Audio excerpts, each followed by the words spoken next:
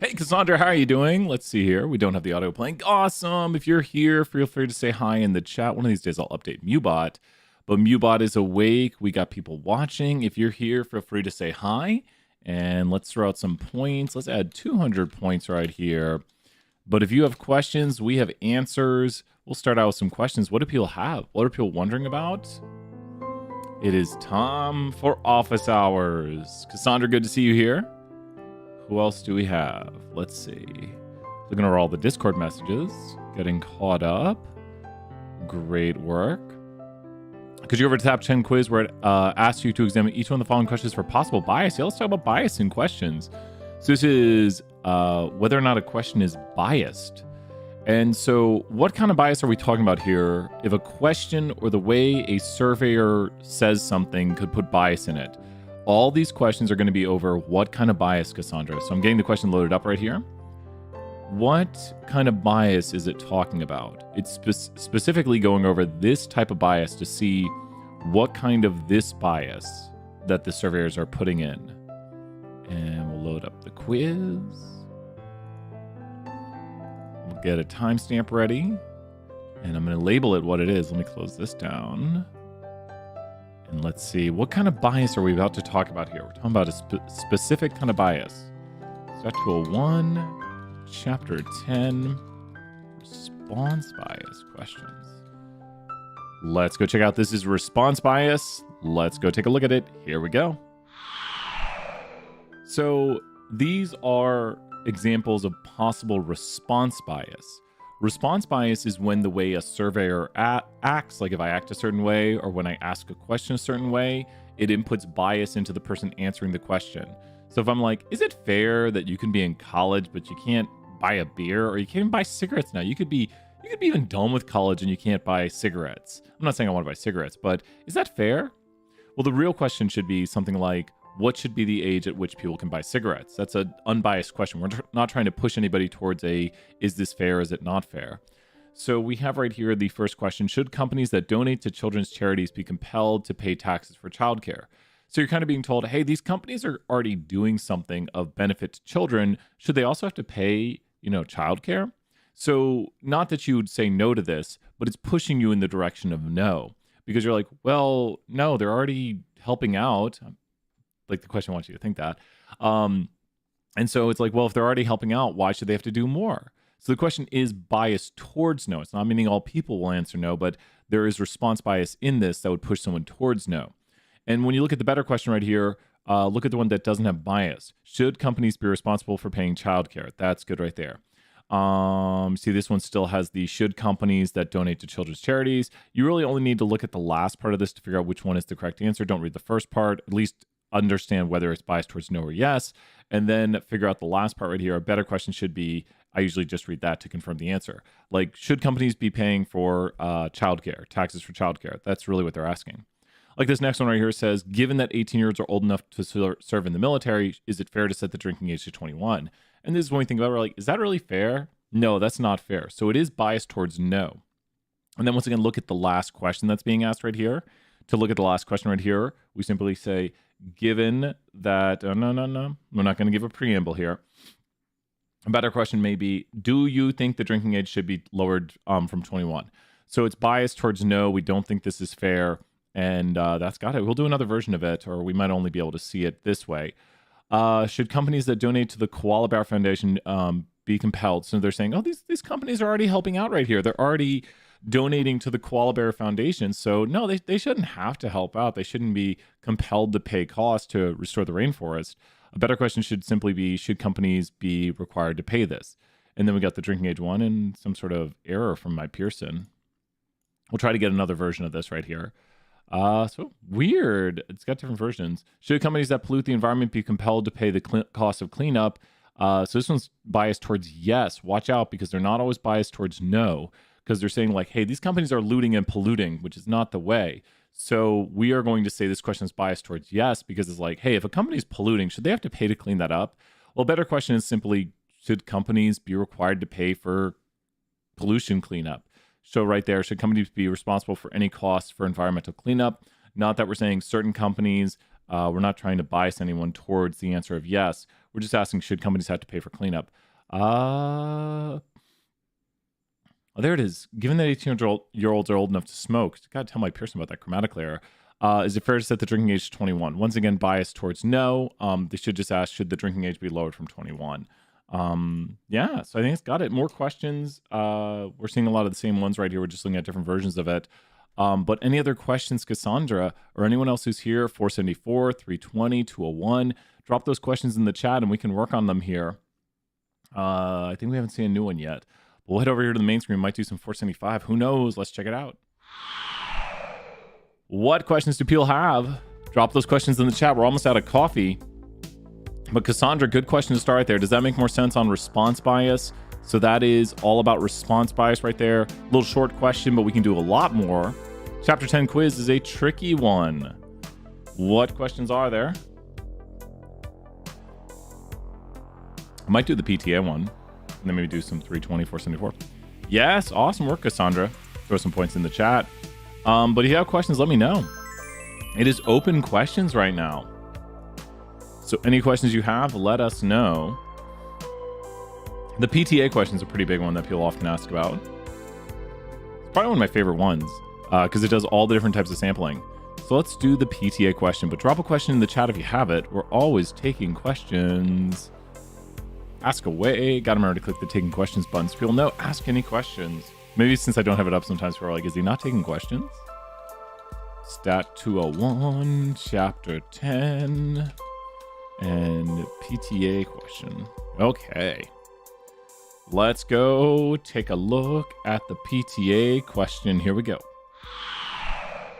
Okay, so with the PTA question, this one covers different types of sampling methods, and the biggest thing to know is memorize your sampling methods. So we have here the major kinds of sampling methods, whether it be simple random sample, multiple random sampling methods. There are other ones like convenience and voluntary, and those are actually some of the hardest ones to answer on this one. Convenience is when you go out and do it in a really fast and easy way. It's very convenient to do it. Voluntary. Voluntary right here is when you get volunteers who have stronger opinions. Those are actually some of the hardest ones that even I get a little bit confused on. And look, we already got one of those because they should make it very clear. Let's make sure we get it right. Ready? We're going to ask parents for their opinions at the next PTA meeting. Well, a good confirmation to get the right answer is if this is, let's see right here. If it's voluntary, then it'll have voluntary bias. So I believe this one is voluntary. They're going to ask for opinions, and especially the opinions thing is telling me that people with strong opinions are going to volunteer their opinions. So this is more of a voluntary. I think it's not that they're just doing it at the PTA meeting, which is easy, but if it's voluntary, it'll have voluntary bias. So voluntary surveying is when you just say to people, hey, if you have an opinion, tell us, and then you're only going to usually get the strong opinions. It's not really a good random way of getting it. So this is not a good way of getting responses to understand the truth. You'll just get the stronger opinions. So this is a bias sampling method right here. Next, we have randomly select 100 parents and send them out a survey. Follow up with a home visit if they don't respond. So the selection of 100 random parents is going to be random. And since it's a random sample right here, we're just selecting numbers randomly. We would say, okay, we have 10,000 parents. Let's select 100 of them randomly, which although it doesn't kind of walk you through the steps of this, this is going to be a simple random sample. In a simple random sample, everything in the population is enumerated, i.e. given a number, and then we simply just draw those numbers. So all you do is you say, here's a bunch of people. Let's just draw random people. And everyone has an equal and likely chance of being selected. This is a proper sampling method. It's called simple random sample. Weird that it's called simple. It's just called a random sample, basically, and we're just giving everything a number. As long as we did this properly, we're good. So bias would only result if we don't follow it as described. So it's a good method. That's what this means. It should just say what kind of bias is there, and we say no. What if it said send a survey home with every student, ask the parents to fill it out and return it the next day? That is an attempt at a census. Good question right there, Cassandra, 100 points. A census is when we try to get information on everybody. So if you send, and that's a good way of doing it. Well, let me think. Tell me your bias options. There might be non-response bias. There could be, so it doesn't say, there could be non-response bias. If it says something like non-response bias as one of the options, does it say non-response, Cassandra? So if it says non-response, because that's an attempt at a census, and your issue with that is going to be if people are not responding to Cassandra's question right there. So if it says send a survey home with every parent, we might actually have that one on here somewhere. But that would be non-response bias could occur because some parents are not going to respond, and the parents who don't respond, it doesn't say non-response. Tell me we might even see it on ours. We'll see if we see it on ours, and we'll see if we get that one. Let's see. Send a notice to each parent, to each home, and ask people to contact. Oh gosh, that's really bad. Well, this is definitely voluntary. Send a notice home to each home and ask people to contact the PTA and record their opinions. That's horrible. So it has to be voluntary again. Are there two voluntary ones on here? I'm getting a little scared. List all the names of students alphabetically and contact every 25th. This is systematic right here. So systematic is when we select every kth observation. So with every kth observation right here, this would be systematic, every kth observation. And this is a good sampling method as long as we're doing it properly. So bias will only occur. That question is really convenience, is it? Tell me if you get that one wrong. Email me. Undercoverage since results since the parents in the sample may not be representative of all parents. Undercoverage since only parents involved in the PTA will be sampled. I told you that's the tough one. I disagree with them because it's opinions. Please tell me if you got that one wrong. Just email me and we'll fix it. Once again, it's funny to me because the people who write these questions, I think, don't write perfect questions sometimes. There's just one or two questions throughout the semester that I fundamentally disagree with. But I knew there was the one, and I should have known because this is obviously voluntary right here. And then if it's voluntary, it has to be voluntary also. Send a notice home to each home and ask people to contact the PTA and record their opinions. Still here, ask the parents for their opinions at the next PTA meeting. I guess it's saying you're going to talk to all of them and you're just getting the easiest people to speak to. But even this has an element of convenience down here. Convenience and voluntary are very similar because it's very convenient to get volunteers. So that question, we're going to load a different version of it, Cassandra, here. Let's load up a different version of it and do another one. That question. I love that question, but convenience and voluntary are so similar, where specifically what they are. Voluntary is when people who volunteer their opinion give strong opinions for or against something. Convenience is when you go out and get the easiest people to access. So when you think about volunteers, they're very convenient. So there's the overlap that volunteers are convenient. So you're doing a little bit of convenience by getting volunteers. So sometimes the concepts are a little bit similar.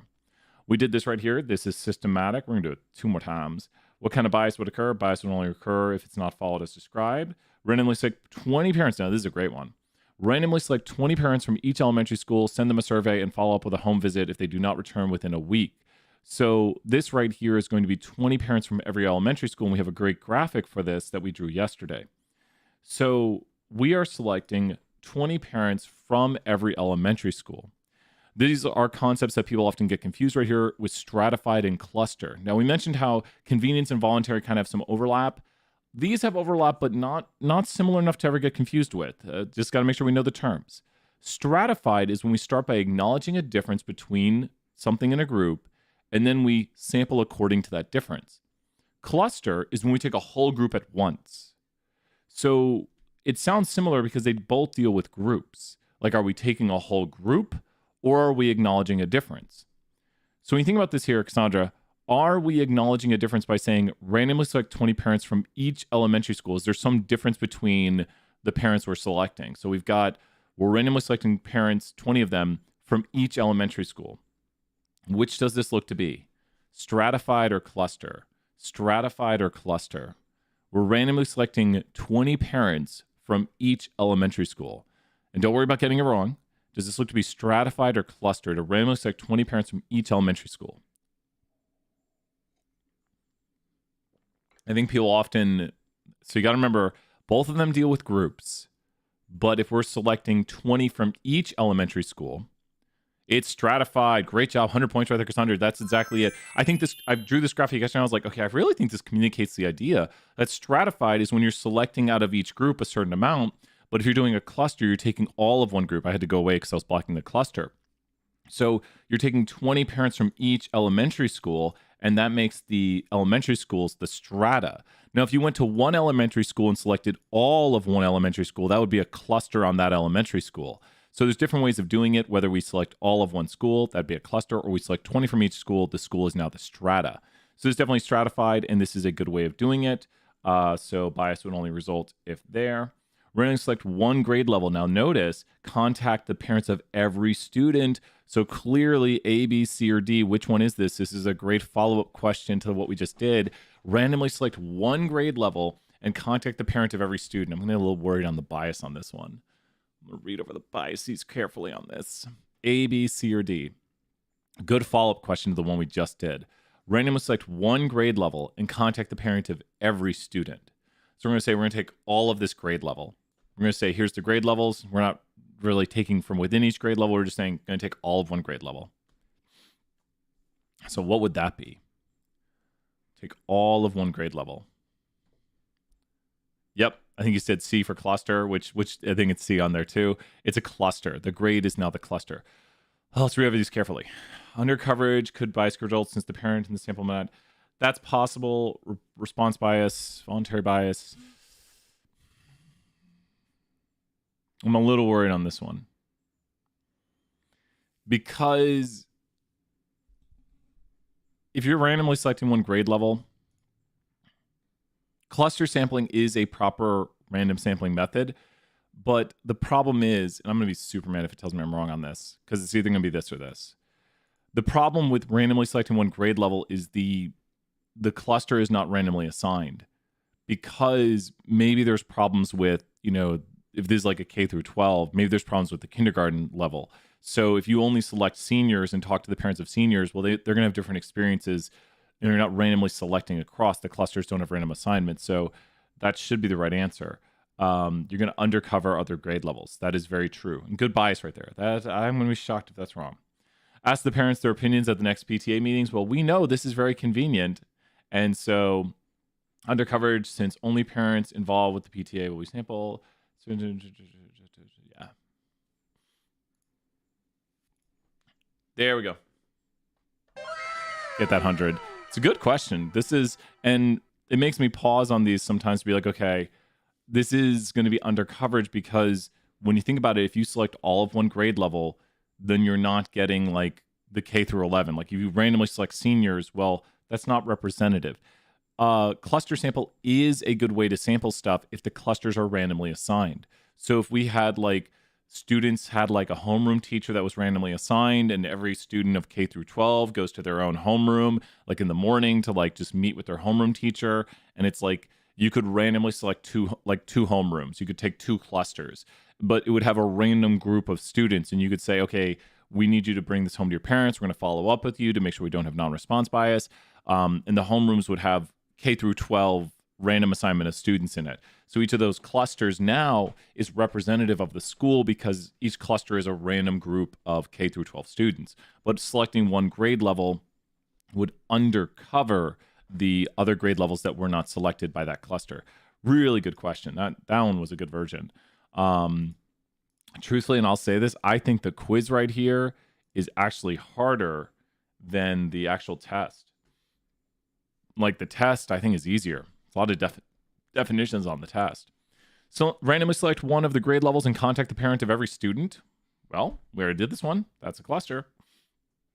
What kind of bias? Under coverage bias. Put a big ad in the local newspaper. Oh, well, you see, the problem is good. We don't get convenience on this, but it sounded voluntary to me. This is just pure voluntary bias right here. Like, you just read these things like put an ad in the local newspaper and ask people to contact the PTA with their opinions. So that's voluntary bias, or voluntary. I'm going to give voluntary bias. So that's nice and easy right there. Ask the parents for their opinions when they visit the PTA booth during the next parent-teacher conference. So once again, this is going to be convenience. Very similar to the other one we saw. You see, now they're not even trying to trick me by putting them both in here. but it is convenience, but it's kind of, it's, you're doing it in an easier fashion. Like in some way it's also voluntary. I don't like ones that blur on the test. I'm very against, like when we write test questions, I'm like, it needs to be super clear. So this right here, there's gonna be some bias. Undercoverage bias, it's gonna be, since only parents involved with the PTA would be sampled. Like you have to be there. See, but the problem is, like, this answer right here, answer A, is very similar, and it's true. Bias could result since the parents in the sample may not be representative of all parents. That's what undercoverage bias is. So this one just goes more specific. So this is a right answer. That is true. And then this one is more specific. So, I mean, I like this question. It's very good. But then both those are technically correct. So, I mean, yeah, you can email me on those things and be like, yeah, Brian, I answered the technically correct one. Response bias results since the PTA wants parents to see. Even that one's kind of right. I don't know. It's not right though. I know it's not right. It's not the most. Oh, it says is most likely. Is most likely. I do agree with them. This is the most likely and the best defined. That is true. Send a survey home with every student and ask parents to fill it out within a week. This is an attempt at a census. A census is when we get data on everybody. So if we get data on every single student, that would be a census. A census, like the U.S. Census, is collecting data on the full population. Definition of a census. Attempting a census means we're trying to do it. Now, the problem we're going to have is people are not going to respond, which is non-response bias. So non-response bias is when those who don't respond differ in their opinions than those who do respond. So yeah, that's going to be it. Show me that 100. Woo! Okay, let's do it one more time. We're having some fun. I felt really bad about that first one getting it wrong. I knew it. I know the one that tricks me. And then I like second guessed myself. And so if you have more questions, let me know, like the amusement park one we could do.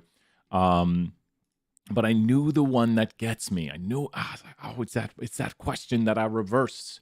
I overthink. I'm like, it's this, but wait, they're trying to trick me. So it's this. And then I second guess myself. Never second guess yourself. Never do it. Always believe in yourself. Randomly select one of the neighborhoods and contact the parent of every student. Boom.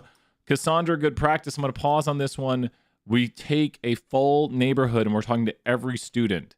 Now, I'm a little worried when we get to the bias on this one, but Cassandra, we're going to randomly select a full neighborhood and talk to every student. What is this? If you're in the chat, feel free to say it. We'll give it a pause right here. But what is this? Randomly select a neighborhood and talk to every student in the neighborhood. It's kind of one of the key aspects of this. This is good practice. Once we hear this, we go, oh, we're selecting every student in the neighborhood. Every student in the neighborhood. Good pause to see if we know how to identify the difference between the two, because selecting every student in the neighborhood is definitely this.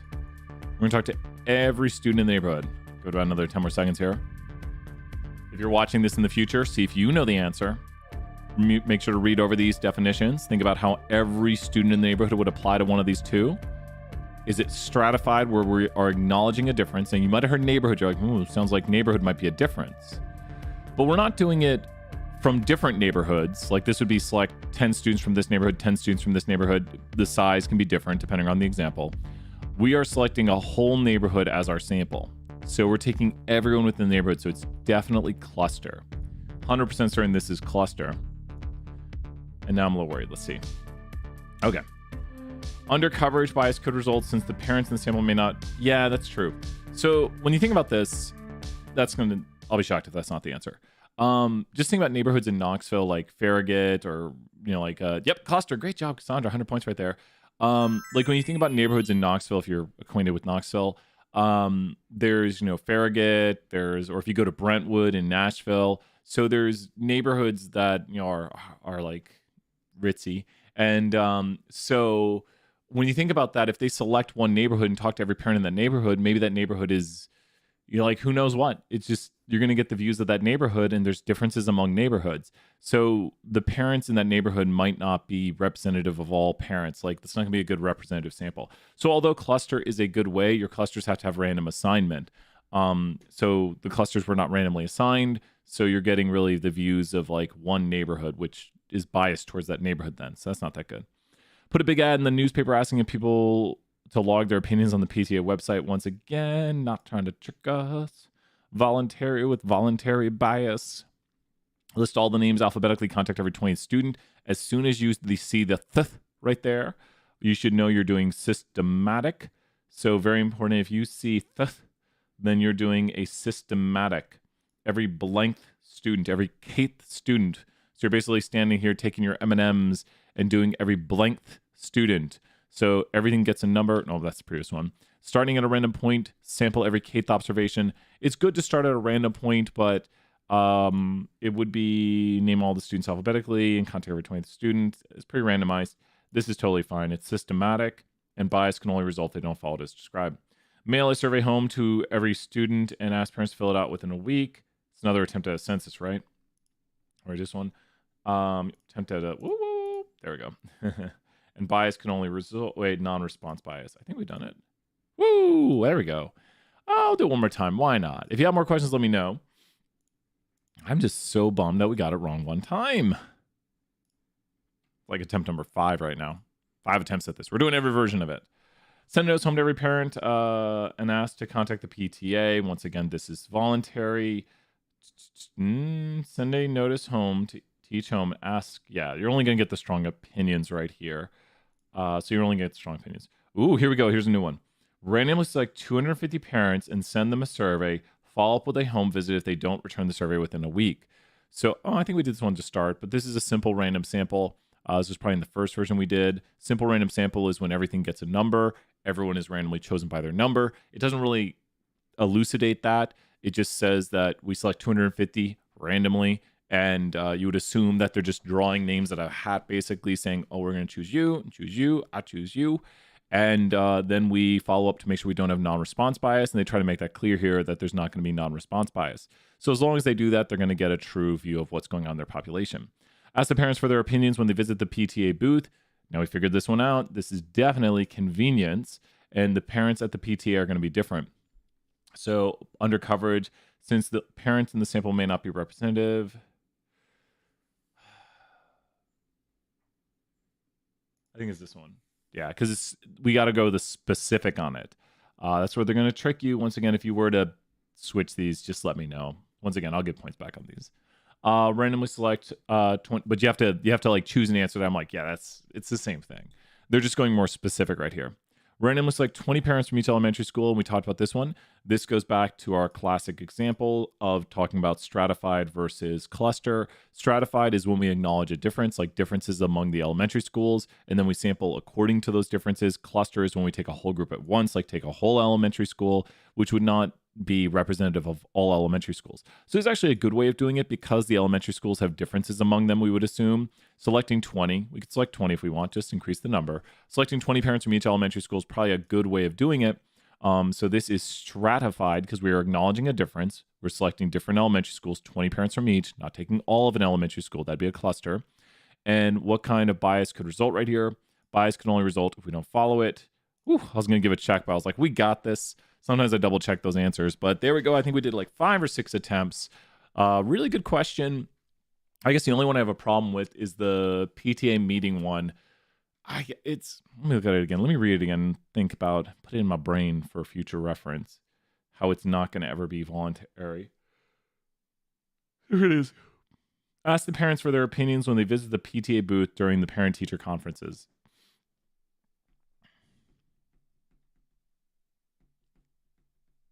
I guess the issue is why it's not voluntary is we're going to them and we're saying we would like to know your opinion. We're not saying come to us. So a thing with voluntary bias is somebody is told, if you have an opinion, speak to me. But if when they visit us, which maybe they don't know we're going to survey them, when they visit us, we say, can you tell us your opinion on this? Now, the parents who go to the PTA are not going to be representative of all parents, and that's the issue with this. And we also, the reason it's convenience bias is we're doing it at the PTA meeting, and we should be trying to reach out to all parents because the parents who go to the PTA meeting are not representative of all parents, but it'd be very easy to set up a booth at the PTA meeting. It is convenience, but I also think there is some voluntary bias to this because, I don't know. I see what they're going at. I see it. Okay, my Pearson, you win today. Not tomorrow, though, my Pearson. Oh, good question. Except for that one. There's always the exception to the rule. What questions do you have? It's a really good question, I think. Good practice, cluster, simple random sample, stratified, systematic, convenience, voluntary, all covered right there. A little bit of a blend between the convenience and the voluntary. Like I said before we even did the question, I was like, those are the weird ones that are like close. But I think on the test we make bias is when those who volunteer their opinions have stronger opinions than those who don't speak. Convenience bias is when we do our survey in such a way that it's very easy to get results. Systematic sampling is when we take every kth observation at a random starting point. Can you do the one about a magazine interview in global warming? Of course, of course. Now this one's rather interesting because the global warming one is like of a set of questions. And I might have to try to find it here.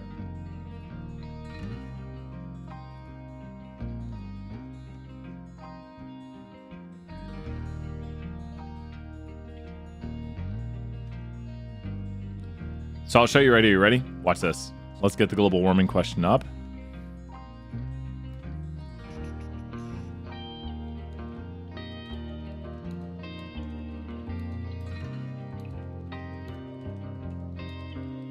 Let's go check it out.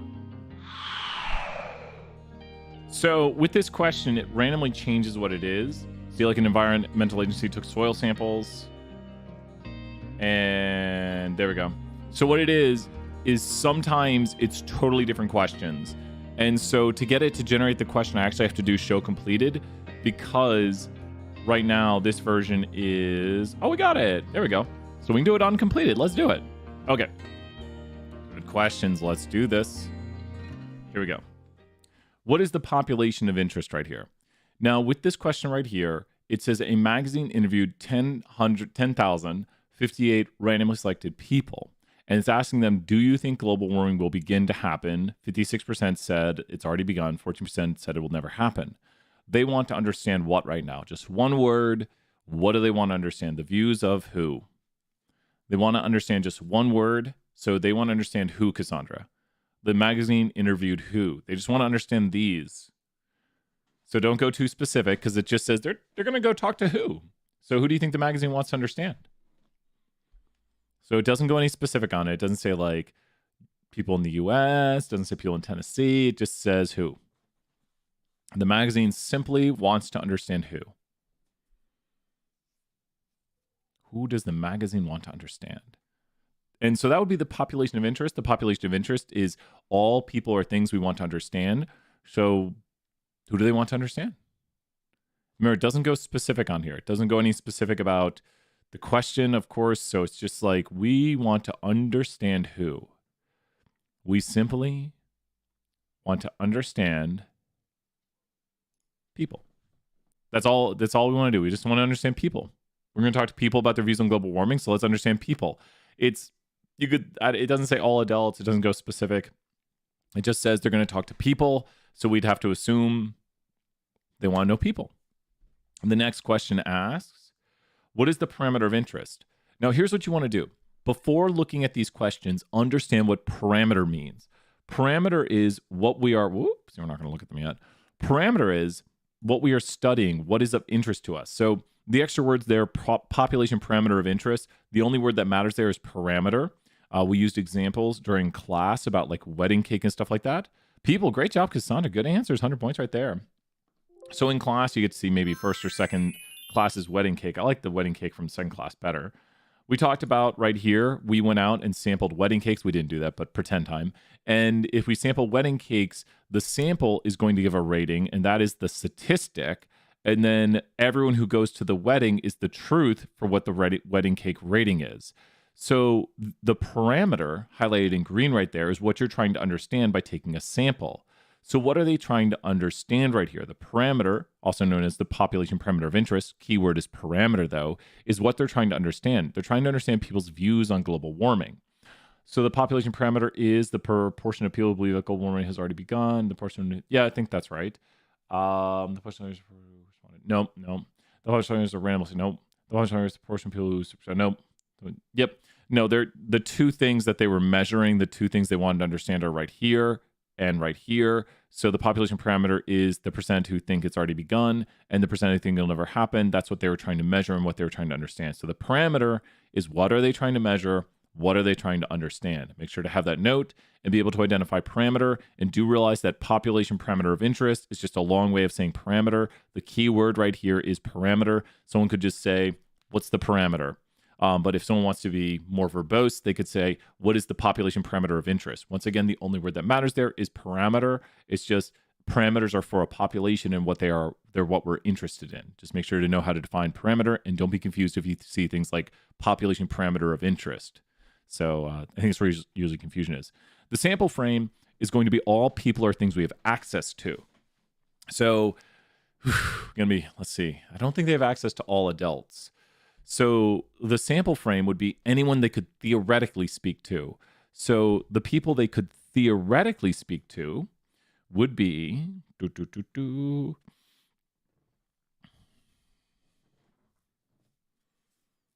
is where I get a little worried. It doesn't say that they only have access to adults. So theoretically speaking, I wish it said people who subscribe to their magazine. No, they're going out and interviewing people. They're going out on the street and interviewing people. It doesn't say they interview adults, though. So it just says people. So we assume, I'd almost say it's unclear a little bit, but we would assume that they're just going out and reaching out to all people. Like they have access to all people, apparently. But the sample frame would be anyone they could speak to. So if they're going to speak to people, they could theoretically speak to all people. You might say, well, how can they reach all people? Well, we'll let them figure that out. What is the sample of the study? This is the actual amount of people we spoke to or they spoke to. So that's the sample size right there. The sample of the study would be the amount they sampled. There we go. Good, sir. What sampling method was used? It does say random, but it doesn't specify. So we know it's random for certain, but it's unspecified. The sampling method was not clear. I think it's about the best we got. A magazine interview, randomly selected people. And I'm glad they didn't put simple random sample. Stratified, voluntary, convenience. Yeah, it doesn't say. Is the sampling method used random? Definitely, yes. We know that. I mean, it says it. The sampling method used is random. That's for certain. Who was left out of the study? No one I can tell. No one was. It doesn't say anything about they couldn't get certain people, so no one was left out. What type of bias is evident in this study? None, because they didn't leave anyone out and they used a random sampling method. What problems can we see? None, because they did it. And there we go. That's a good tough one. What do you think, Cassandra? That's a good tough one. The last ones really are just none, because they used a random sampling method. They didn't leave anyone out. If they speak to 10,058 random people, it's pretty good right there. Key terms we should know should be things like non-response bias, that people are not responding to the survey and they differ in their opinions than those who do. No evidence of that. Response bias would be if our questions or the surveyor cause people to have some sort of bias, like, do you think global warming is happening? Or we could be like, do you think global warming is happening? Or do you think it's happening? Like, we have to watch out because people could bias people in directions on questions. And so that'd be response bias right there. Under coverage, which it has them two entailed together, but under coverage bias would be when we leave out a certain voice in our survey, like maybe we only go to like the Republican or Democratic convention, and we're like, we ask people at the Republican convention if they think global warming is happening. I'm not like, everyone knows politics have views. I'm not saying for or against anyway, but if you go to one political group and ask them a question, well, then you'd be undercovering another political group by not going to it. And there's more than just two in America. But with this right here, you would leave out certain groups in that way. So that would be undercoverage bias. Like, we're purposely creating an undercoverage bias if we say we only go to Republicans, we only go to Democrats. That is going to create, or we only go to independents, we only go to Green Party, we only go to Whig Party, we only go to the Tories. I don't know. We'll name every party of every country. We only go to that party right there. That's not how we do statistics. That's not how we do statistics. We do statistics by taking representative samples. Then we don't have bias in our sample. Good question. Cassandra, if you have more questions, let me know. We'll head back over to the main screen. Let's do it. Back to the main screen. Here we go. What more questions do we have? We'll try to do it. There's a lot of good ones, like the soil sample one with the plant. A lot of really good questions. Let's see what people are saying in the chat.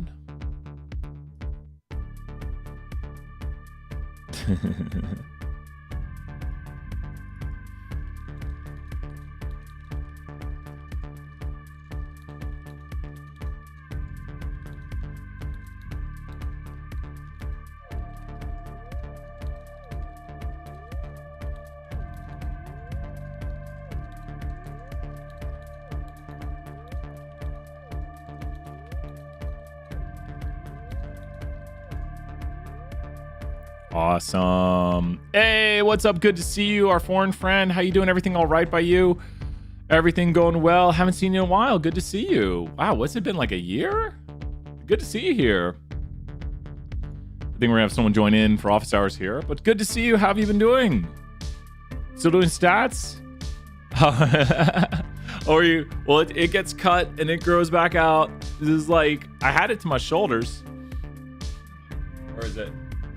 Could you talk about the selected? Yeah, which one? Alexander, what do you want me to go into on that? Watch this. You want to see some magic? Watch this. Hey, everyone. Welcome to Stat to One. How are you doing this morning right here? How's everyone doing? Everyone doing all right? I think I got something in my hair. Just one second real quick here, everyone. It's hard to believe my hair was ever that long. In recent time, my hair was that long. All the way, it was like this long. Crazy times. Could you talk about the selective population? William, can you go into more detail? Explaining. I was like, what was going on here? Kayla joins in. Yo, Kayla, I'm going to replicate your problem right here and ask some questions. We're going to do a little BS 320 midterm, and then we're going to, so let's do this. Our friend right there, programs in R, is a doctor. We're honored to have you here as always, and we appreciate midterm take-home talk. Okay, let's go check this out. Boo! Wrong button. Whee! Was talking about the 5 different sampling procedures this morning. Oh, yeah, William, let's go ahead and do it. Let's do that. Yeah, we'll cover those. William, let's do that next. You got it. Yeah, sure. That's great. We'll do that next here. So, Kayla, I think the issue was if you do the following, something like this, Kayla, watch this. Like this will work right here. So, Kayla, you might have had the issue where you did something like this. Oh, I see it didn't break. You might have had where you had the plus right here, and then people have that code isn't running, where you run into these issues. You're welcome, Cassandra. Great work right there. So a lot of times people run into issues where there's a plus. R is here, so everything is perfect now. And if you can break it by putting in some code that'll break it, or you can hit escape usually. So a lot of times people run into an issue that they're getting this plus icon right here because it's an open code. We don't have this actually closed off right now. We want to close it. So you might have had something that was like open and still inputting code. Like this is the append code. A lot of people don't realize that or don't notice that they're appending code. And if something's not running, that's usually the issue. What I see is like, this is not. Yes, I knew it. Yeah, so that's when you said it's not running, I was like, I think it's that you're appending code, and it's better to replicate it. So what do we do? So watch me do this right here. You ready, Kayla? What's the easiest way to get out of this is to hit escape. I'm losing my pen. Hit escape. Oh, you only have to do it one time. Sometimes I hit it twice. See plus signs in the output. Yeah. So you were appending code. Very, very common error to happen. We'll talk about the take home here just briefly for everyone to see. So give me a second. I'll load up the take home. Check this out. A friend from overseas, and I hope you're doing all right. I know the world is a crazy place right now. So I hope everything's going all right by you. I hope you and your family are safe and having a great life. The world is just a crazy place. One of the YouTubers I watch just went to a different country because of the craziness of the world. So he went and said, where is he at? I don't think he's in, where is he at? I'd have to look up where he's at. But he left his country of origin and went to a different country to be like, I'm going to hop over here. Okay. The world has me. No, no, you've typed hashtag I've cried for days over this. Well, once again, remember, you can solve it by brute force. Okay, let's go take a look at this. You ready? So I've got this loaded up. So first step to do is you want to load the make.exam function. So if you're starting from scratch and you're like, hey, Brian, I have no idea what's going on. Maybe I just sent you this video.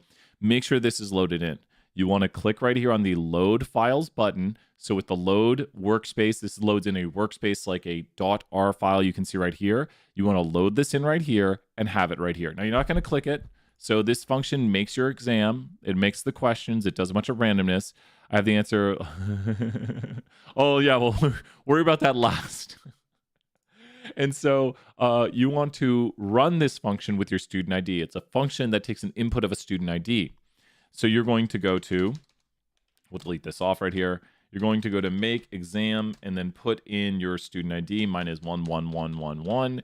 And then it's going to make the file for you. So it's going to make the data sets and it's going to make the file. Now, my top suggestion after you do this, it's taking a little longer than usual. After you do this, I would suggest saving your global environment. So I've had a few people tell me, like, I lost the data sets. You could always recreate the exam. Your ID is probably not 11111. I hope it's not. I don't know if anyone has that one. But you can use just your ID. Either one's fine. It'll delete the zeros, so don't worry about that. But we can also check back. So as long as you enter in your ID, you're fine. I know a lot of times students have two, but either one's fine. It's personalized to you. But the big thing is you probably want to save this because that'll save these files for you. You won't be using things like load, or you won't be using things like data because the data is already in here. Data loads kind of preloaded data in R, but this is already in your global environment. It's already in the brain of R. So with this, you need to then open your midterm file right here. So go to on your computer, you can click the Windows button or the search bar. Where's my midterm button? There it is. So you can find the midterm right here and you'll open it on your computer. And here are your personalized questions. So make sure to turn this in. I think it's due on Sunday. I think. I'm too afraid. I'm always afraid to say due dates. Get them wrong, and then that's a lot of fun. But with this right here, you'll notice right here that we have our questions personalized to us with our personalized for loop, asking us for the 50th element of this for loop, going through all these questions. So you will be using the data sets right here, like it says predict price from the data set data one. Data one is already loaded in for you. So you can see right here, price, data one is already in here. There's the vector of price, and you'll predict price based on store and then find the mean of store A. So yeah, so this is the midterm.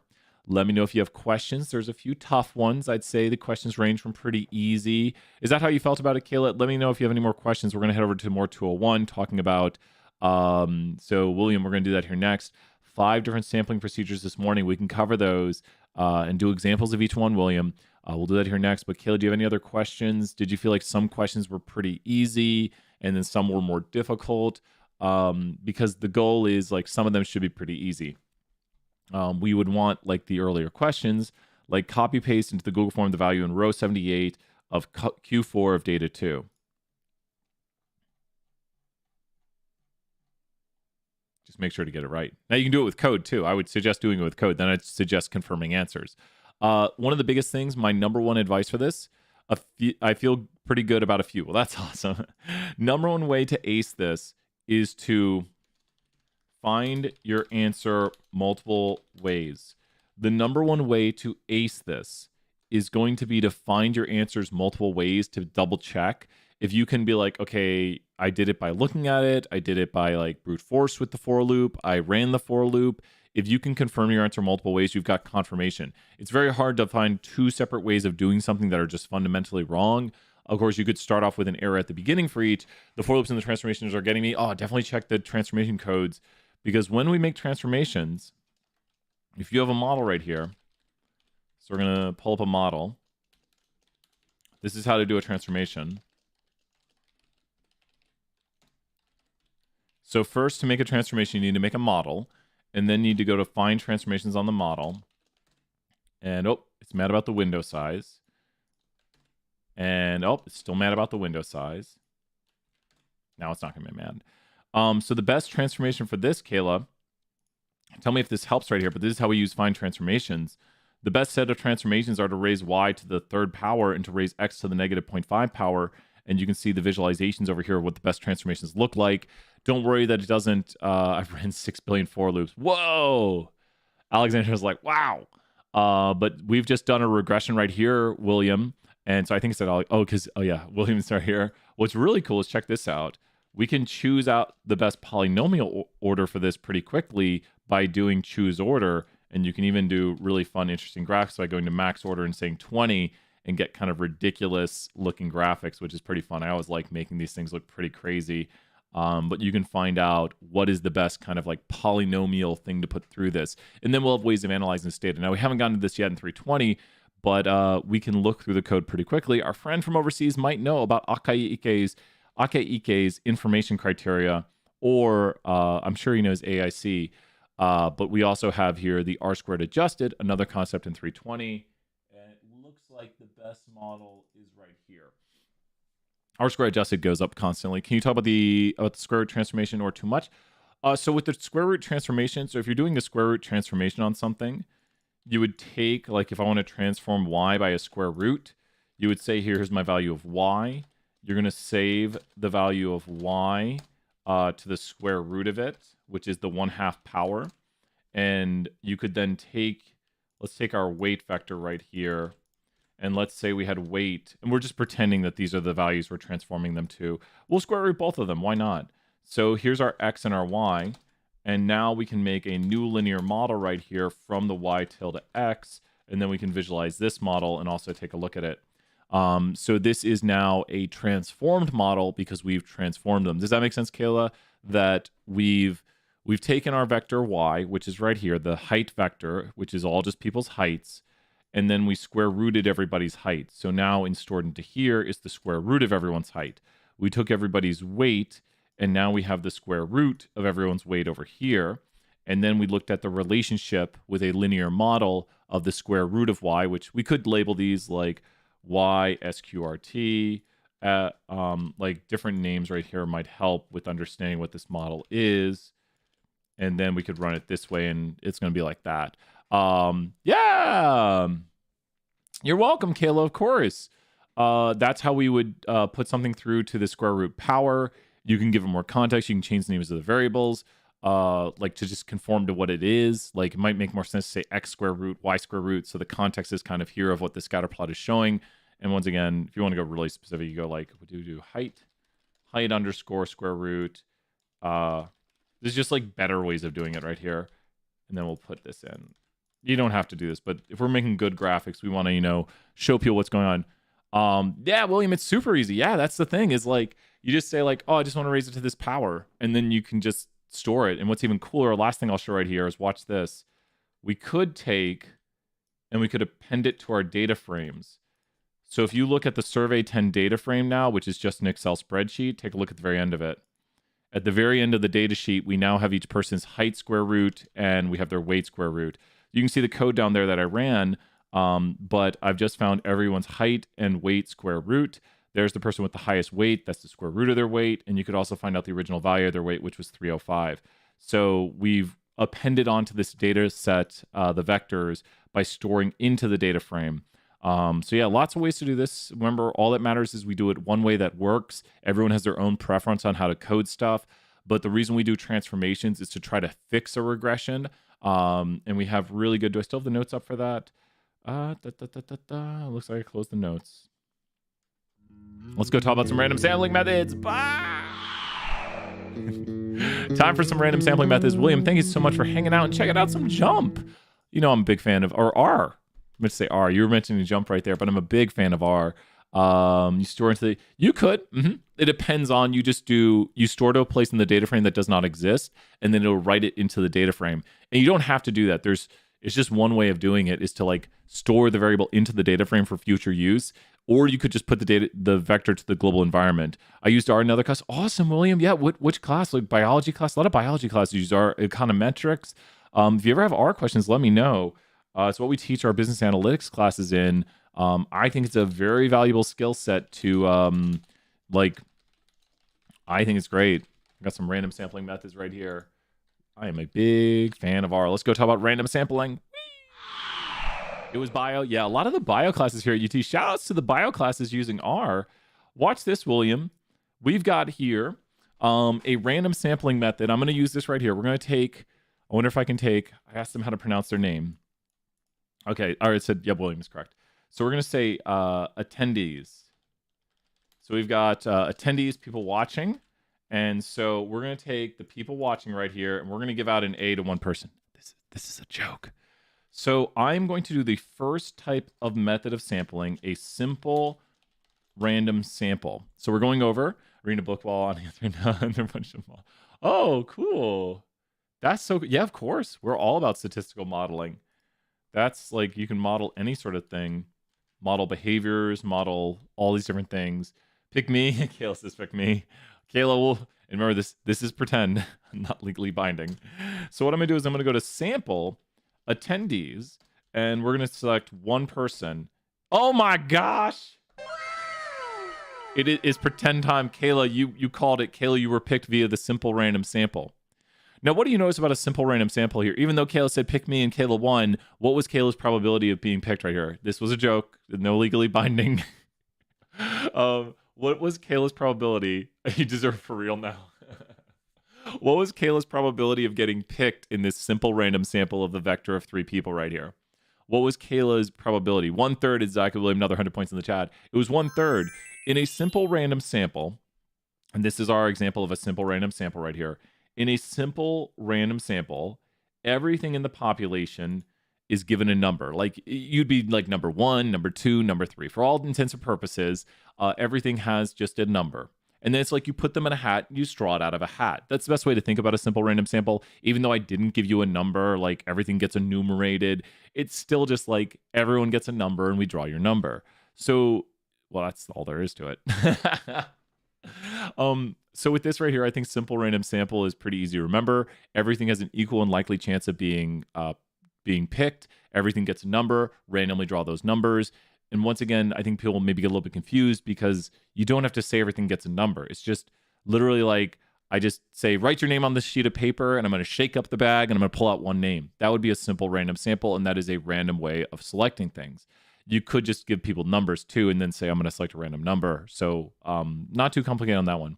The next one right here is systematic. So the way to do this would be if we were to systematically select letters of the alphabet. It would look this way.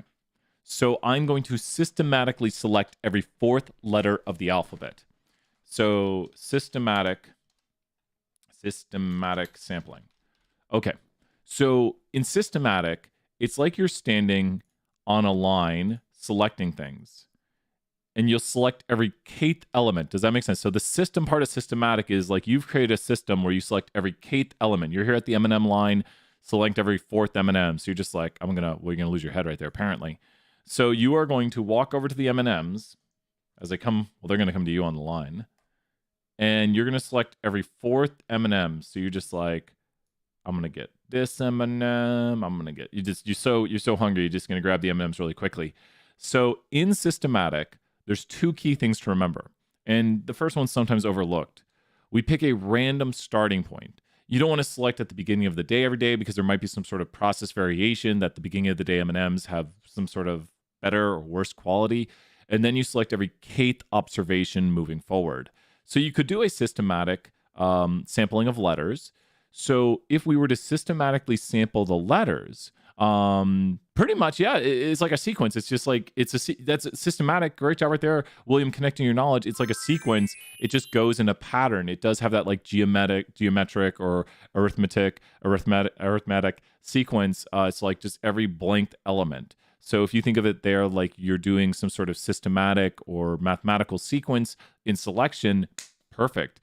So if we systematically select letters, I need to do a what to start. What is going to be the first thing, which sometimes is overlooked? The kth is the biggest thing. I need to pick a what to start. If I'm going to select letters, I must pick a what to start.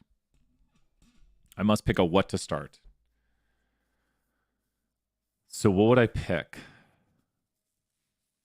If I'm going to randomly select letters via systematic sampling, I'm going to say, let's get some random letters. Or maybe I select the students with those like first names with the letters right there. Like say, okay, look, we're going to talk to students with only, it'd be an interesting way. I guess that'd be systematic still. It's kind of a systematic cluster. Ooh, that's interesting. That's a multi-stage. But the clusters were selected systematically. More on that later. There's 27 letters. Is there? I think it's 26, right? I think there's 26. Now you got me second guessing myself. Okay, so what we'll do right here is we'll go to the letters in R. Here's the letters. And then we're going to say length of the letters vector. And we will confirm there are 26 letters. 100 points right there for Brian. So there's 26 letters. And so what we'll do right here is we are going to go to sample letters. And then we're going to start on letter F. So 1, 2, 3, 4, 5, 6. So we're starting on letter F. Oh, don't worry, 100 points. We're just here to have some fun. So we're going to start on the 7th letter. And we're going to go to sample, or we go to sequence, starting at 7, going to 26 by 3. And those are the letters we're sampling. Then we'll go to the letters vector. And the letters we have sampled are zero. Wait, what? We didn't sample any letters. Oh, wait, what? Starting at 7, from, to, by. Wait, what? Oh, I did sequence. SEQ. There we go. Oh, wait, I thought we did the 7th letter. 1, 2, 3, 4, 5. I can't count. There we go. Those are the letters we randomly sampled. So what did I do? I started at the 6th letter because I chose that randomly, and then I went every 3 letters selecting a letter. That is a random sampling of letters by systematic sampling. So I like incorporating some art here. If you can't tell, William, it's a little bit of fun to me to like think through the codes and be like, how could we do a systematic sampling of letters? 1, pick a random letter. 2, sample every kth letter going forward.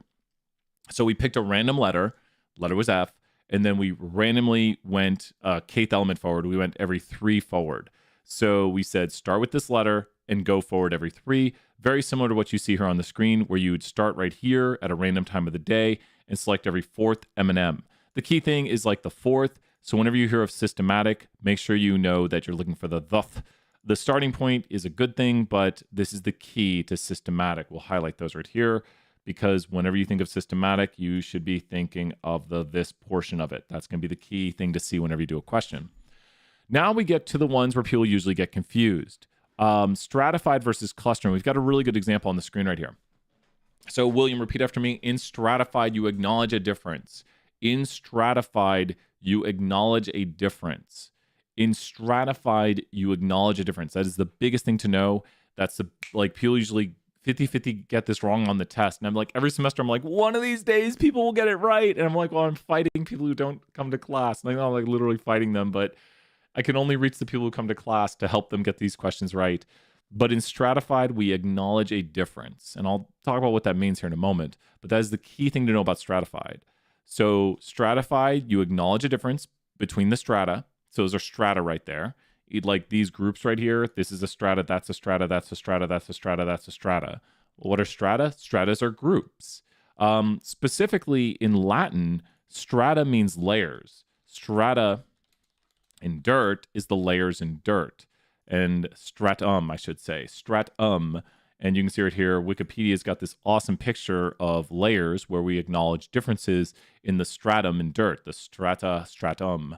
So yeah, that's what stratified means, is it's stratified. It's like layered. So if you were to select this dirt and you were to take a stratified sample of the dirt would look like this. So when you think about this, look at the way in which I took this dirt. The stratified sample is taking a representative sample of the dirt. Does that make sense? That is a stratified sample of this dirt. Because I took a certain percentage from each group. Think of each of these as groups. Like here's a group, here's a group, here's a group, here's a group, here's a group. All these different groups are represented properly with this stratified sample. If I take a cluster sample, which is going to be kind of hard to do, a cluster sample would look like this.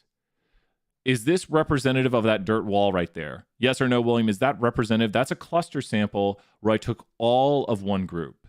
So this is how we would cluster sample it. And just look at the dirt I've selected. There's my dirt in my sample, and I took a cluster sample now.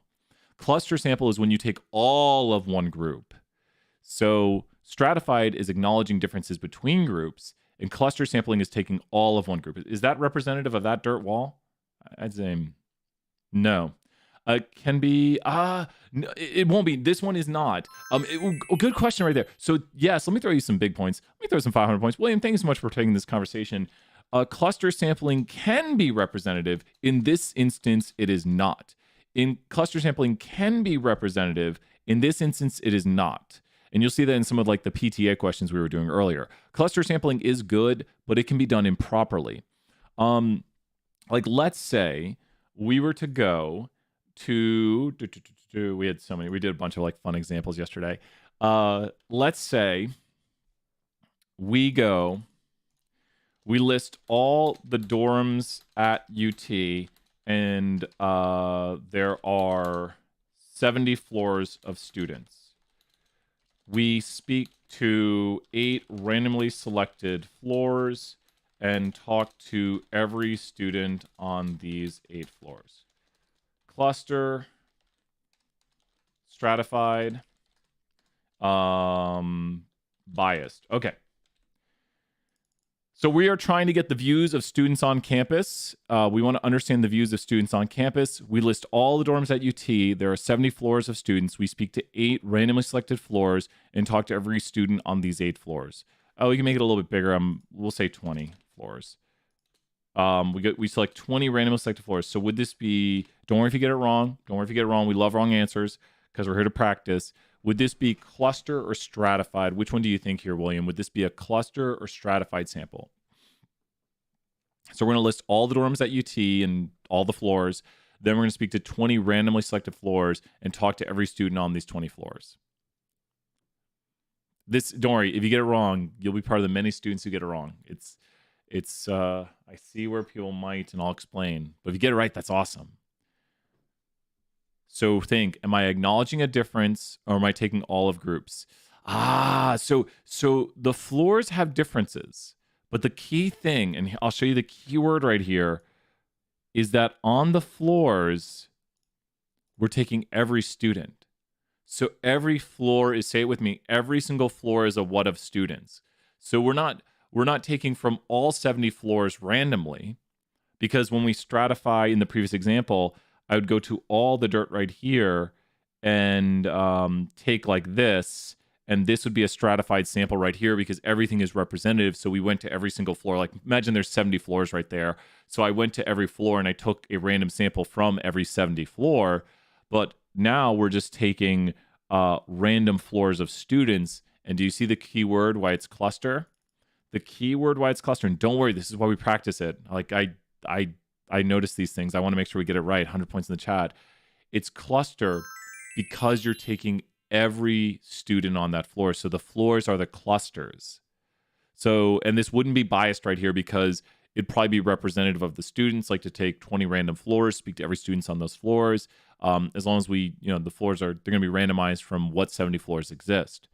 Imagine this. We go to the Coca-Cola factory. And we want to check the design of the cans. We select 40 12 packs of Coca-Cola and sample every can in the 12 pack. Okay. Which would this be right here? So look for keywords. Always try to find those keywords that will help you identify whether it's stratified or clustered. Don't worry about getting it wrong. So when you start to see the keywords, it becomes easier. Like, oh, wait a minute. We're doing this, so it looks like this. Do you see an acknowledgement of a difference, or do you see taking all of groups? Which looks to be more of it? What do you think? A little chill music right here while we practice. This is good practice. These are the biggest ones that a lot of times, especially when it comes up for tests, people will be like, stratified versus cluster, what's the difference?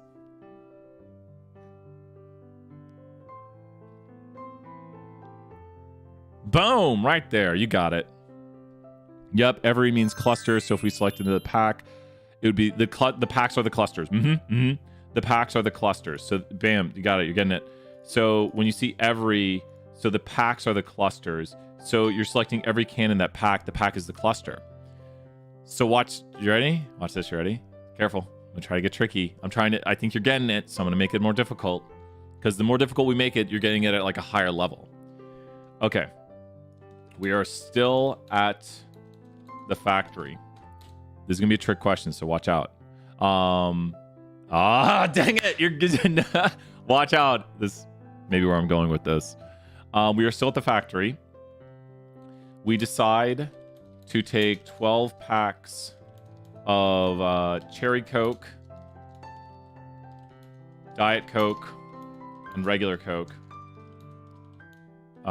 We take 20 packs of each and sample every can in the packs. Maybe there's some hints in the chat. What do you see going on right here, William? What do you think? So remember, stratified is when you acknowledge a difference and sample according to that difference. Cluster is when you take a whole group at once. Maybe there's some hints in the chat right now. Maybe there's hints in the chat. So is it stratified or is it cluster? Maybe there's some hints in the chat. Okay. So keep expanding. Maybe check the chat for some hints.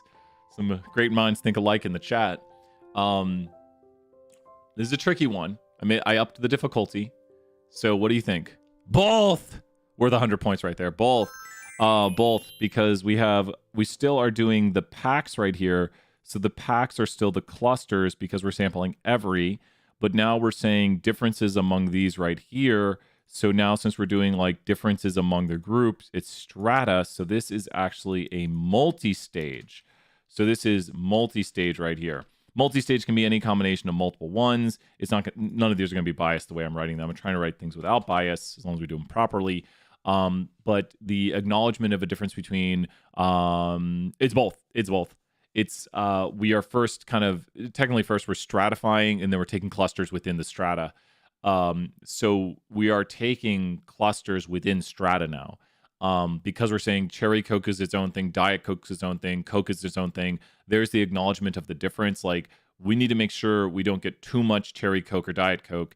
We're going to stratify on that, and then we are going to say take 12 packs, which are clusters. So is this starting to make more sense right here? The difference between stratified is when you acknowledge a difference, and then you sample according to that difference. Cluster is when you take a whole bunch at once. And I think the graphic over here can kind of be a big help. That's the best way to be. Exactly. That's the whole thing. Exactly. We're trying to make sure we don't have any bias. The big bias we are probably trying to fight against is going to be the undercoverage bias. So undercoverage bias is when we don't have enough representation of a certain group. So by using things like stratification, we're going to make sure we keep enough of a certain group in our survey to say, let's stratify on this. Let's make sure we have enough representation by this group. Maybe the person who went out and sampled said, well, it was easiest for me to go to the regular Coke machine because it was closest to me. So if they did that, William, what kind of bias would they be putting? There is undercoverage bias, but they said, it's easiest for me just to walk up to the regular Coke machine. The cherry Coke machine's on the other side of the facility, so I don't want to go to that. Exactly. So what kind of bias would they? It is undercoverage still. So they've undercoveraged by doing what else? It's on the screen up there if you look. They're like, well, it's easiest for me to go to the regular Coke machine. It's just next to me, so I'm just going to go over and get the samples from there. So they are undercovering the other types of Coke, but it's probably due to this. Which then they really didn't do. Even if they took 12 packs, they might have done a cluster still. So they might have done cluster sampling, but no worries. 100 points for no idea. That's all right. Convenience. Convenience sampling or convenience bias is when we do things in the easiest possible way. And this is good practice right here, William. Thank you for I have no idea is a great answer in our chat. So right here, convenience sampling is when you do things in such an easier, convenient way, it creates bias. So if you went to the nearest machines to you, like if you went to the regular Coke machine because it's closest to you, that's going to put convenience bias in there. So even if you're taking clusters, you're still doing convenience and have convenience bias. So you can say convenience sampling, which leads to convenience bias, which then is kind of entangled in like you've underrepresented, undercovered other types of Coca-Cola. The other types of bias right here are not really possible. If we're getting information from Coca-Colas, unlike convenience stores and some, a convenience store is meant to be easy and near you, right? So it is like a convenience store. It's right near you. So, if you're trying to get something easy, you go to a convenience store, and sampling, unfortunately, shouldn't be that easy. So we don't want that convenience bias, because if we do things in the easiest way, we're getting the things that are kind of nearest to us to get, and they might not be representative of everything. Because if I just say, well, I need to talk to 10 people, then I might speak to people who come to office hours, and they're not representative of all students. I hope you're doing great. And that's not a bad thing to say you're not representative. It's just the easiest to get up to. So I love recall bias. Oh, what is recall bias? Define recall bias. What is that? There's so many types of biases. There's like even good surveyor bias and bad surveyor bias. So put a definition of recall bias in the chat. I'm not familiar enough with that one. I might have heard it by a different term. Now it's time to fulfill their brains with and co-founder. Oh my gosh, collider and co-founder bias. There's so many biases. So why do we learn these biases? Why do we learn about these biases here that Brian's never encountered? Are those medical biases right there? That's why we do blinding in medical studies. We didn't even mention blinding in this chapter. Blinding is a big important thing, and we can discuss more, but that's the main ones right there. William, let me know if you have more questions. We're out on the main screen. Blinding is a big important thing in medical studies. William, do you know of blinding? I'm sure our friend knows of blinding. If they said I don't know what blinding is, I would say we're taking back your medical degree. Not really, we can't do that. But you're welcome. Just say Brian. I'm just Brian. That's who I am. I'm always Brian. Anytime you have questions, William, just swing by, drop the question in the chat. It's free time right now. Right now, we're just chilling. Yeah, well, blinding. Imagine this. How would you feel if you were told you were going to be in a medical study and they're like, we have this new drug that's going to help you and it's super awesome. And like, let's say you have confidence in them. You're like, but they say, but you're on the placebo. Placebo is like a sugar pill. It doesn't do anything. It might as well just be them handing you air. But the reason a placebo looks like a pill is to give you the psychological effect of taking a pill. And the reason that you're blinded is so that you don't know you're on the placebo. Because if you know you're on the placebo, then you might react differently. But if they tell you you're going to be in a study, you might be on the drug or you might be on a placebo, we can't tell you which you're on because you're blinded to it. You can't see which one you're on. Like, you just don't know unless you, like, I don't know, open up the capsule. I mean, they would put something in the capsule, hence why it's like a sugar pill, but they try to put something that doesn't really have an effect, or an effect we would know, like sugar. So the cases are more likely to remember an exposure event that recall biases when you survey an individual about past events. That's interesting. Kayla, good to see you here, Kayla. Kayla, if you got questions, let me know. We're talking, our medical friend from overseas is here, and we were explaining to William another type of bias, or blinding. And so what's really interesting is you can blind the people in the study so they don't know what they're taking.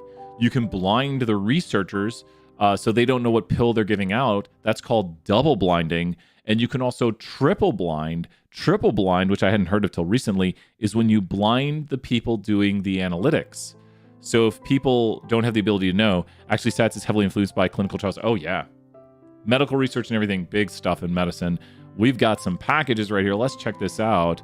Reddit Extract R. Did you get this one? Caleb, do you have an RMD to send me? I think I've used this one. It literally was updated on March 2nd.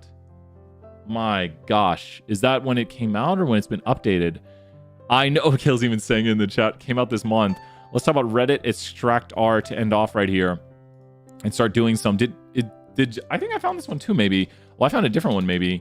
So, extracting data from Reddit. People are here to save their data. Kayla, we're using the latest techniques. Let's go take a look at Reddit Extract R. Okay. Find thread URLs. Did I send I thought I sent some code on this. Let me go take a look. Let me take a look. It's so crazy what, maybe did I not send it? Oh, wait.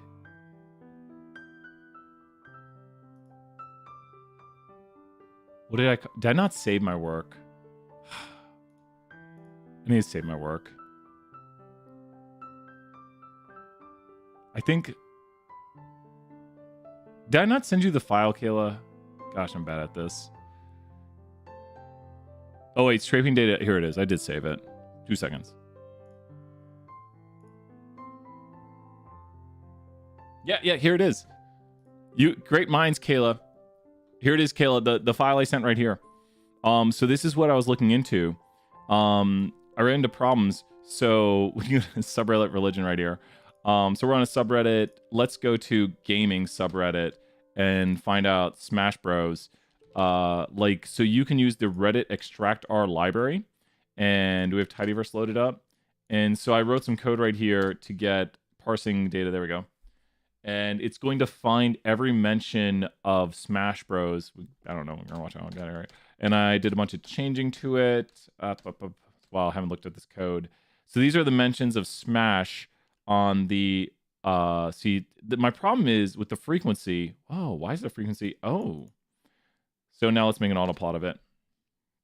Okay, so it had a big rise in frequency. So the code I sent, oh no, that's all right. I forgot about it too. I was like, I swear, did I not send it? What keyword do you want to? So let's choose a smaller Reddit like yoga. or something, and let's say help or something. I was going to turn this into like a function. Let me delete off those. Okay. So let's see right here. Hey, yo, Adam, what's up? Let me know if you have any questions. We're looking at some time series data of Reddit stuff right here. So these are people asking for help. You see, the problem is, that's so interesting. It only parses back to page 3. And look at the, I wonder, why are we getting, something seems a little weird right here. Something seems a little weird because those are January, February, March. January, February, March. Something seems weird, Kayla, about my code. I've done something weird to this. Let me take a look at the code. Yeah, the Stack Overflow post. Yep. Something is weird. Look at the data frame. So here is the, oh my gosh, I'm breaking it. Literally R is frozen right now. It is frozen. It is broken. I had it working. Does this use JSON at all? I think it does. I think it does. Oh, look at just so much. I think it does. I think the data frame is a list. No, let's get this. It's gonna have a problem viewing. I think, does it let me view it? No, this is a really great package, Kayla. Oh, something weird is happening with this. Kayla, it was working. Look at this. It's only taking. Have I done something weird? Period all. Sort by new. It's doing 2023. I have 2023 on here. We're in the future. Something weird is happening with this. I don't know if this was working. It was working. And they not run. I already ran these. The fine kitten things, the cute kittens. All right, so let's see right here.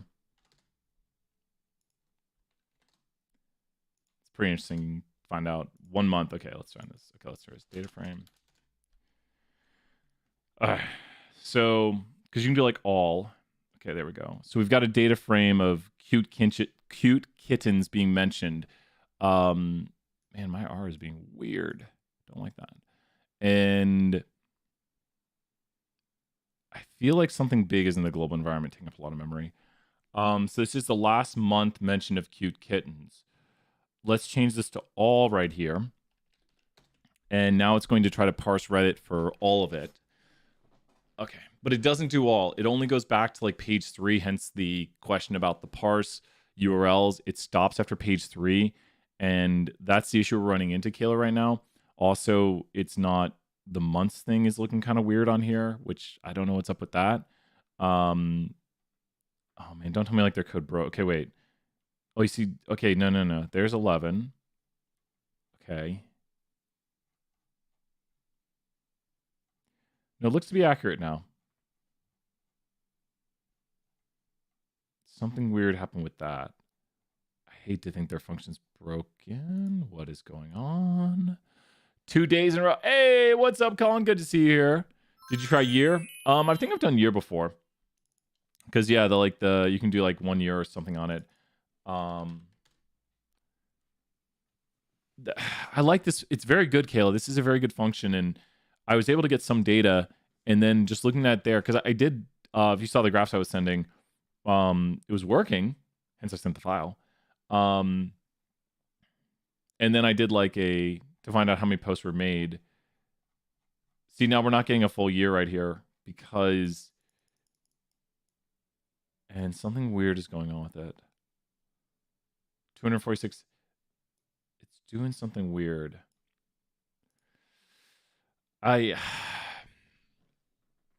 They've got to make some updates to this, I think, and it was working. I don't know. Maybe Reddit changed something. Maybe Reddit didn't like the way this was like scraping Reddit, but it seemed to be working good. And now it doesn't seem to be working as great. Yeah, like subreddit, UTK, sort by, let's say, canvas. So here we go. We're gonna really. R is being super weird. What just What? I need to like reset my computer. R is being very weird. Not good. Something going. Oh, it's where. Yeah. Oh, cool. Send me the YouTube video. So here's the Canvas apps. It's doing it as a row title. See, my R is being. Look at that. It's being super weird. Let me close out a R. Let me pull up this right here. Open a new tab. How to extract. Cool. February. Yeah. So they've been updating this package right here. So they've just released an update to it.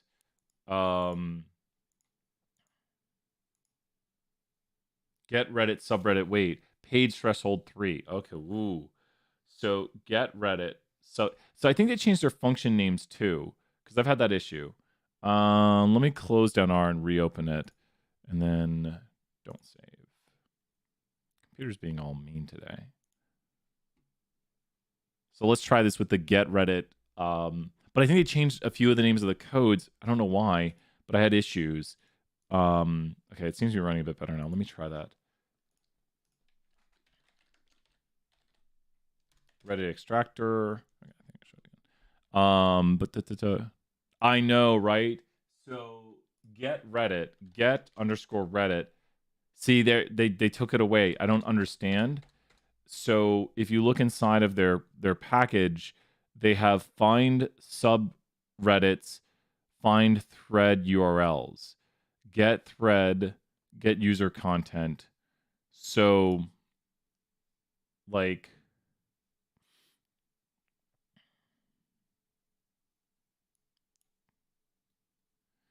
this is period 1 month. Maybe we can find an old version of it, because I swear the older version of it might be better. Yeah, I might wonder if we could get the older version of the app or the library. Yeah, I know, right? They'll like change a function. Because we don't have subreddit page threshold, we could like if we could just pull the look at this. Reddit's right here. When did he run that? Because he just took. Let me see where he made that. He still got that in his global environment? Okay. So we're gonna.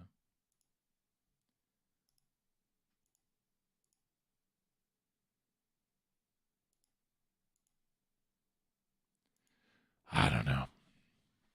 This is what we want though, Kayla. This is we might take a look at his earlier version of it.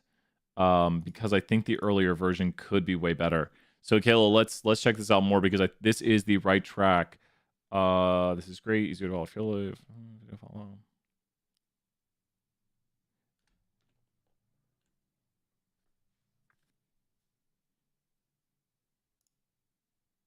Oh, look. It is very different than the package was in early 2020 when I shot this video. I'll need to put something new together as a walkthrough before I expect students to use this package again. Yeah, so he changed it. Do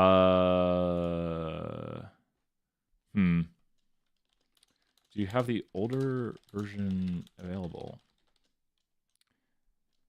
Thanks.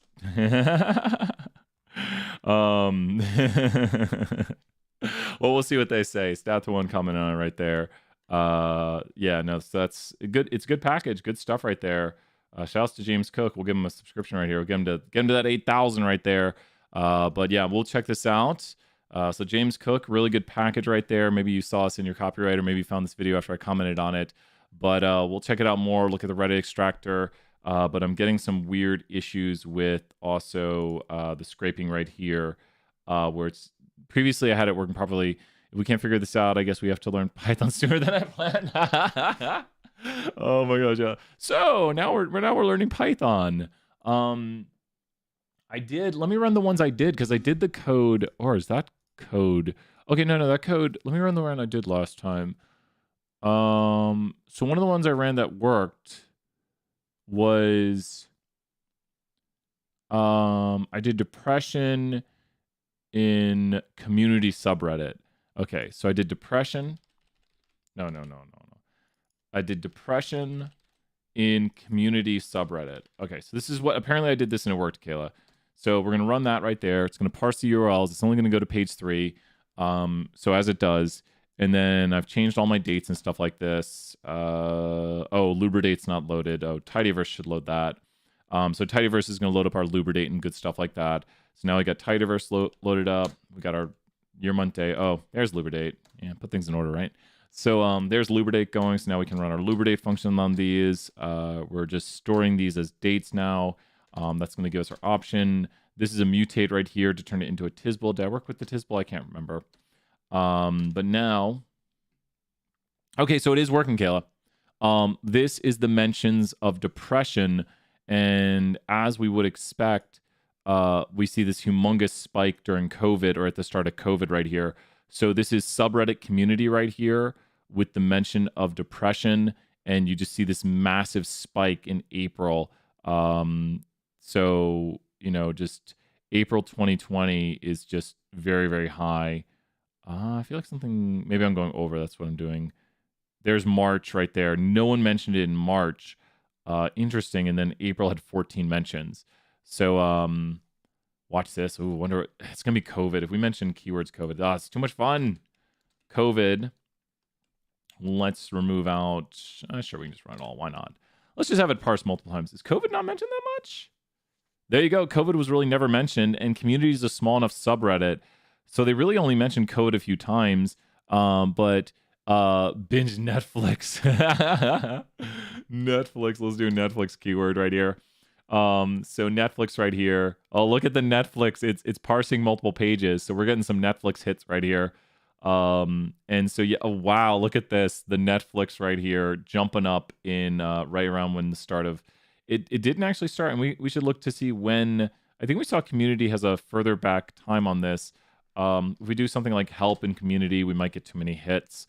But this looks like if it parses to page 3, I get a little bit worried because at that point, it's maybe stopping the data.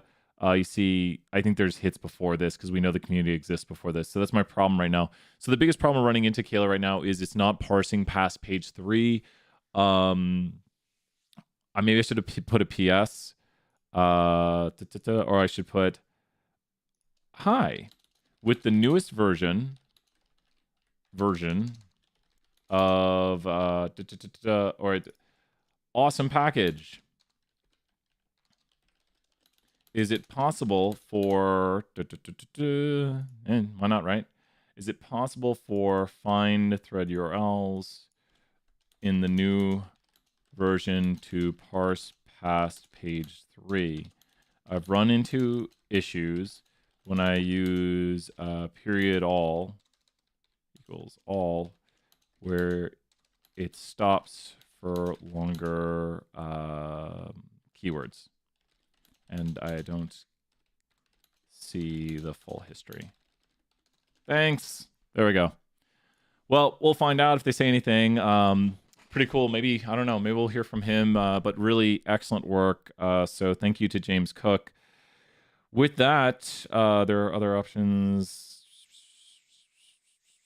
Yeah, no, it's super cool. It's really cool. Well, Kayla, we'll check into this more. I meant they weren't posting on Reddit because they were in there. Got to kiddos from school. Enjoy, Kayla. Thank you so much, Kayla. Have a great day. As we like to say here, bye for now, everyone. Bye. Thank you, James Cook, for your awesome package. Hopefully, hear from you. Bye. Definitely. Let's talk tomorrow.